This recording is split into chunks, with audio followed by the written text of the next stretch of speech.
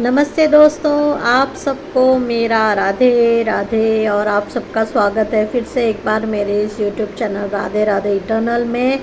और मैं बहुत बहुत बहुत आशा करती हूँ कि आप लोग सुंदर जीवन व्यतीत कर रहे होंगे और कृष्ण भगवान उनका आशीर्वाद आप पे बरसा रहे होंगे और आपके जीवन को उन्होंने सुखमय किया होगा। ये मेरी पूरी उम्मीद और पूरी आशा है कि ऐसा ही आपके साथ होता होगा। तो दोस्तों, आ गई हूँ आज फिर से एक और कहानी लेकर। तो आज की और एक कहानी है। पिछले कहानी में मैंने आपको संत तुकाराम महाराज के बारे में बताया था, जो महाराष्ट्र में देहू गांव से थे और वो पंढरपुर के पंढरीनाथ के बहुत बहुत बड़े भक्त थे। तो आज मैं और एक संत की कहानी लेकर आई हूँ जिनका नाम है परम पूज्य रामकृष्ण जी। तो रामकृष्ण जी को कौन नहीं जानता।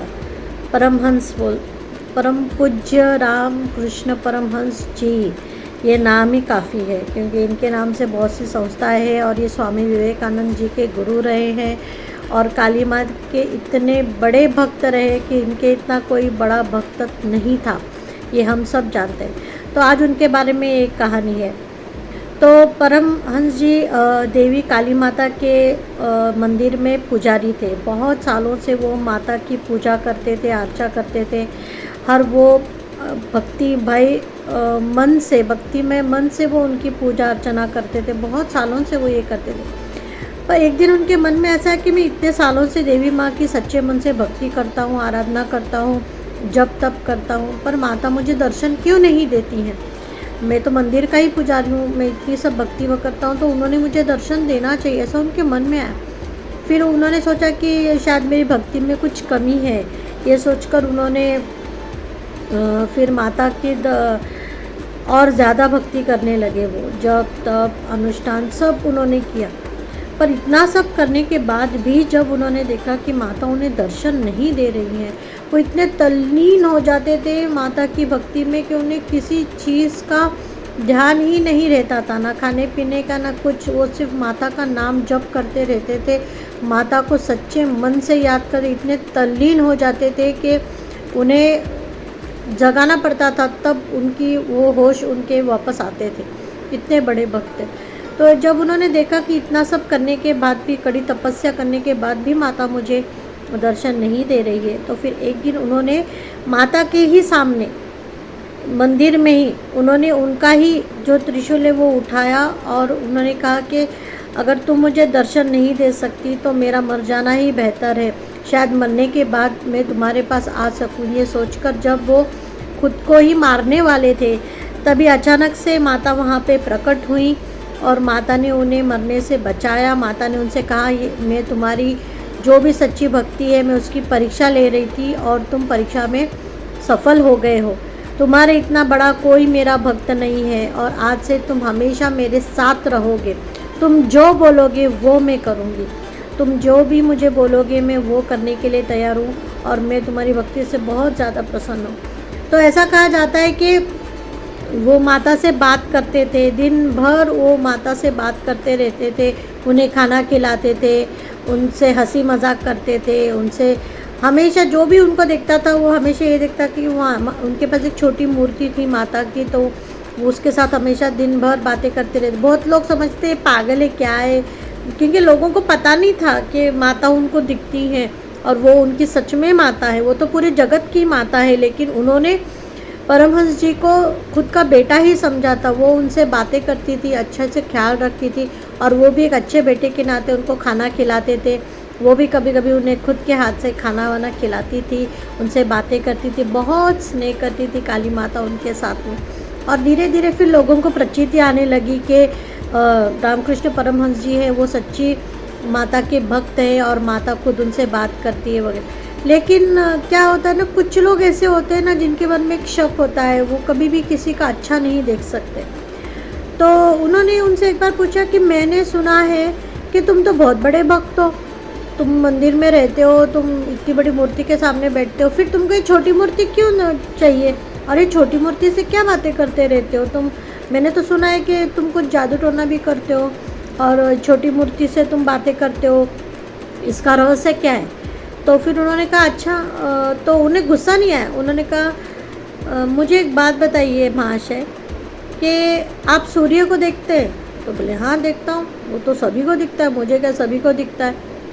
तो बोले तो सूर्य कितना बड़ा है, क्या आप ये जानते हैं? तो उन्होंने कहा हाँ वो तो 9 लाख अब्स कितना तो भी बड़ा है, धरती के 9 गुना ज़्यादा बड़ा है सूर्य। अच्छा, तो फिर वो इतना बड़ा है तो फिर वो इतना छोटा क्यों दिखता है हमसे? हमें इतना छोटा सा क्यों दिखता है सूर्य, बड़ा क्यों नहीं दिखता है? वो तो 9 गुना ज़्यादा है ना धरती के आकार का। तो उन्होंने कहा कि कैसी बातें करते हो, क्या तुम नहीं जानते कि सूर्य कितना दूर है धरती से? वो 9 टाइम बड़ा है लेकिन कितना दूर है वो धरती से, इसलिए वो हमको छोटा दिखता है।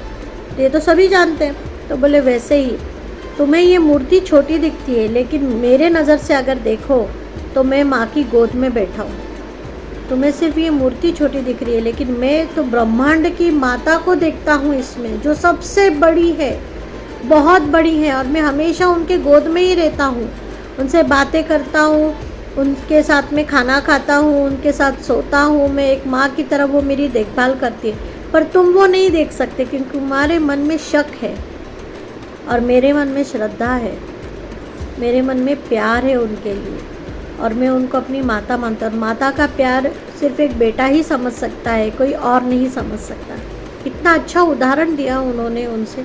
फिर वो महाशय जो थे वो भी चुप हो गए, उन्होंने उनके पैर पड़े और बोले मुझे क्षमा कर दो, मैंने तुम पे शक किया, मुझे ऐसा लगता था कि तुम ढोंग कर रहे हो, पर तुम तो बहुत बड़ी बात बोल गए मुझे, और आज तुम्हारी वजह से मुझे साक्षात्कार हो गया कि जैसा हमें मूर्ति में भगवान छोटा दिखता है वो छोटा नहीं होता, वो होता बहुत बड़ा है, पर उसका सामने का रूप हमें छोटा दिखता है क्योंकि हम बहुत छोटे हैं उसके सामने। हम खुद को कभी कभी बड़ा समझते पर हम कुछ भी नहीं है। वो ब्रह्मांड नायक है, भगवान जो है वो ब्रह्मांड नायक है, हम तो सूक्ष्म है उनके सामने, कुछ भी नहीं है। तो सच्चे मन से अगर हम भगवान को देखें तो भगवान बहुत बड़े हैं। तो आपने देखा परमहंस जी की कितनी कड़ी तपस्या, नाम जप और भगवान के प्रति उनकी जो श्रद्धा थी माता के प्रति, उस वजह से माता को भी उनके सामने आना पड़ा, झुकना पड़ा, उनके सच्चे तपस्या के सामने उनको हार माननी पड़ी और उन्होंने उनको दर्शन दिए। तो मैं यही कहती हूँ कि नाम जाप करने से और सच्ची श्रद्धा भगवान पे रखने से, हम कहते हैं क्या होता है क्या होता है, कुछ नहीं, जो होता है वो अच्छा ही होता है। नाम जाप करने से ही सब कुछ मिलता है।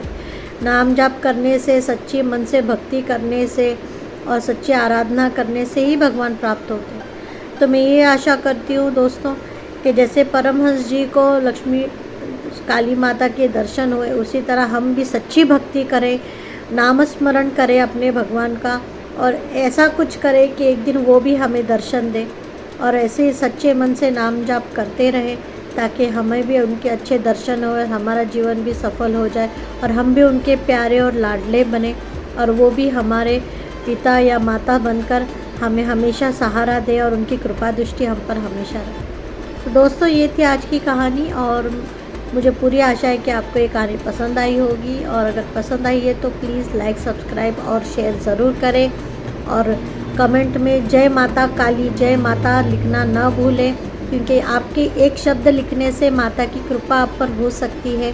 तो ज़रूर वो कृपा आप अपनाएं और कमेंट में ज़रूर जय माँ काली लिखें। और मिलती हूँ आपसे फिर एक बार ऐसे ही और एक संत की कहानी लेके, जो सच्ची कहानी हमें प्रेरित करती है कि भगवान के सच्चे मन से श्रद्धा भक्ति करने से भगवान हम पर प्रसन्न होते हैं और हमें दर्शन देते हैं। और मैं आशा करती हूँ कि एक दिन ऐसे ही हमें भगवान के हम सबको दर्शन होंगे। तो मिलती हूँ आपसे आगे एक और नई कहानी के साथ। तब तक आप सबको मेरा राधे राधे।